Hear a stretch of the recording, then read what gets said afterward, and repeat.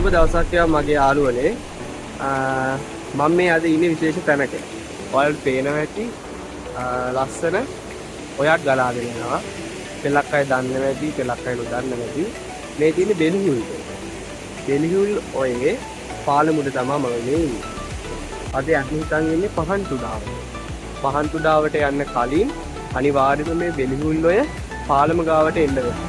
ඒ කියන්නේ කොළඹ ඉඳගෙන කෙනෙක් නම් කොළඹ බදුල්ල ප්‍රධාන මාර්ගයේ බලංගොඩ ඉඳලා කිලෝමීටර් 17ක් විතර බදුල්ල පැත්තට ආපුවම තමයි මේ බෙලිහුල් පාලම හම්බ වෙන්නේ. ඒතකොට මෙතන ඉඳන් ප්‍රධාන මාර්ගයේ අයින් වෙලා කටු මාර්ගයක ගමන් කරන්න සිද්ධ වෙනවා කිලෝමීටර් 2ක් පමණ උඩට. එතකොට පහන් තුඩාව ගැන කතා කරනවා නම් පහන් තුඩාව කියලා කියන්නේ බෙලිහුල් ඔයේ හම්බ වෙන අවසාන දිය. ඒ කියන්නේ ආවාගල කන්දේ පටන් ගන්න මේකය පහන් තුඩාව කියන දියැලේ අවසාන දියැල විදිහට අවසන් වෙනවා. ඊට පස්සේ බෙලිහුල් ඔය විදිහට මේක ගලාගෙන ගිහිල්ලා ඉදිරියට ඔයත් එක්ක සම්බන්ධ වෙලා අවසානයේ සමනල වැවට මේක ගලාගෙන ගිහිල්ලා අවසන් වෙනවා. එහෙනම් අද අපි පහන් තුඩාවට යමු.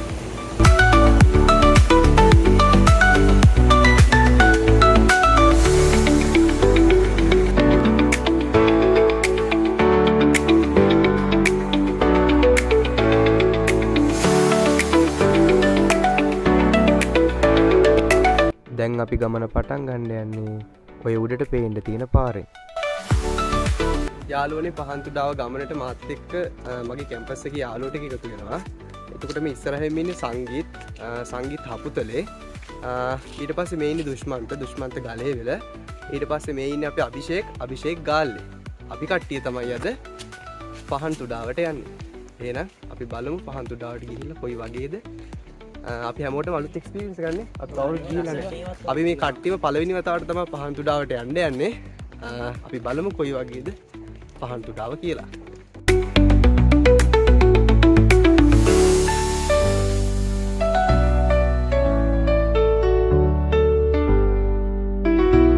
අපි කිලෝමීටරයක් විතර උඩට ඇවිල්ලා තියෙන්නේ. තව කිලෝමීටරයක් විතර යන්න තියෙනවානේ. තව කිලෝමීටරයක් විතර තියෙනවා ටිකට් කවුන්ටර් එක ගාවට. ටිකට් කවුන්ටර් එක ගාවට යන්න තව කිලෝමීටරයක් විතර යන්න තියෙනවා.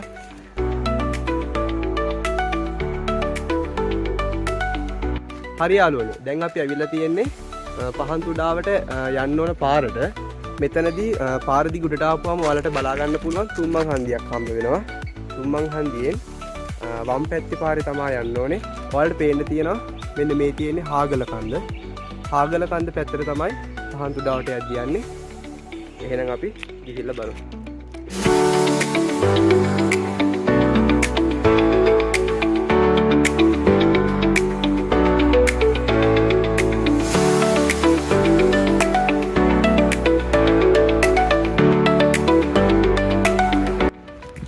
මං හිතන විදිහට දැන් නම් අපි ළඟටම ඇවිල්ලා තියෙන්නේ. ඒකට හේතුව තමයි දියල් ගලාගෙන යන සද්දෙ මෙතෙන්ට එනවා.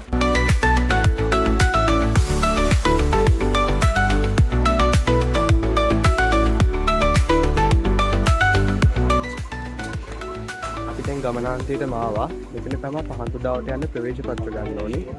ප්‍රවේශ පත්‍ර පවුලෝ ගාව තමයි අපි මේ ඉන්නේ. ටිකට් ගත්තා. අපි 7 දින ටිකට් 4ක් ගත්තා. එක ටිකට් එකක් රුපියල් 30ක් වෙන්නේ. රුපියල් 30ක මුදලක් කියලා ටිකට් එක ගත්තා. එහෙනම් මේ පඩිපෙළ දිගේ දැන් මේ පල්ලෙහාට යන ගමන් ඉන්නේ. පල්ලෙහාට යද්දි විශේෂ බෝඩ් එකක් තියෙනවා. මට ඒක පෙන්වන්න ඉදෙනවා ඔයාලට. මේකේ තියෙන්නේ දියනෑමෙන් වළකින්න කියලා. පානීය ජලය ලබා ගැනීමට සකසා ඇති මේල්ලෙන් ඉහළ ප්‍රදේශය දියනෑමෙන් සුදුසු ආරක්ෂිත ස්ථානයක් නොවේ කියලා තමයි මේකේ දාලා තියෙන්නේ. අපි මේ ගමනක් ආපුවම ඒ ආරක්ෂාව ගැන අපි එකටම සැලකිලිමත් වෙනවා.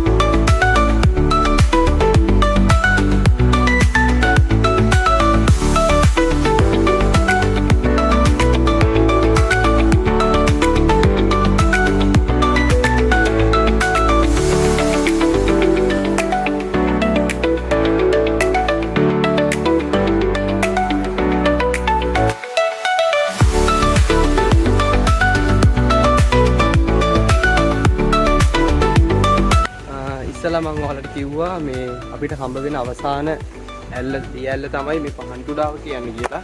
එතකොට මේ බෙලිහුල්ලෝය තමයි ගලාගෙන යන ගඟ. මේ බෙලිහුල්ලෝය දිගේ ටිකක් උඩට යන්න ඕන පහන්තුඩාව බලා ගන්න. අපි යන් තව ටිකක් උඩට.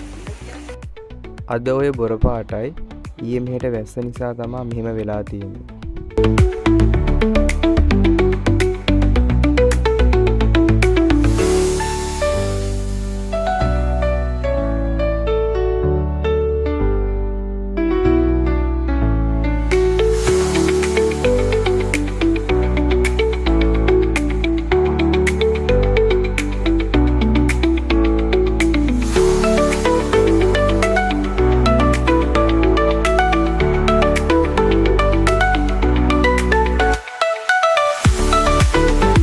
අපි ආපු ගමනේ ගමනාන්තයට ආවා.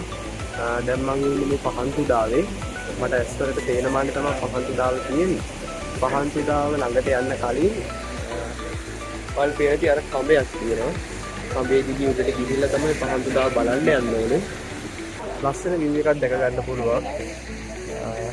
තනි කළුගල් දෙකක් නේද? කළුගල් දෙකක් මැදින් තමයි යන්නේ. කළුගල් දෙකක් මැදින් තමයි මේක ගලාගෙන යන්නේ. මේ ගල් මට්ටමින් වතුර යනවා වැහි කාලෙට ගල් එකකින් වතුර යනවා.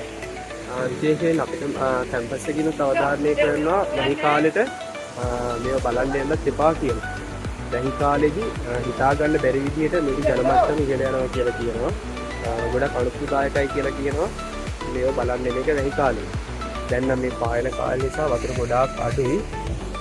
ඉන්න බය අපි නැතුව මේක ඇවිදගෙන යන්න නම් පුළුවන්.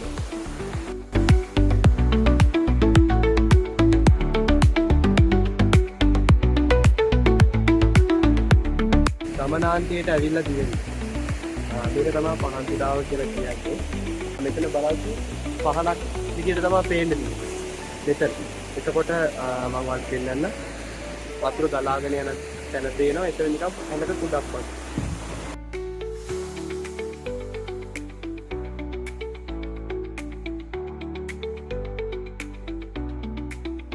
අතීතයේදී මේකේ ගැඹුර සහ පතුල ගැන විස්තර හොයාගෙන තිබ්බේ නෑ. ඒත් දැන් හොයාගෙන තියෙනවා මේක මීටර් 7ක් පමණ ගැඹුරුයි කියලා.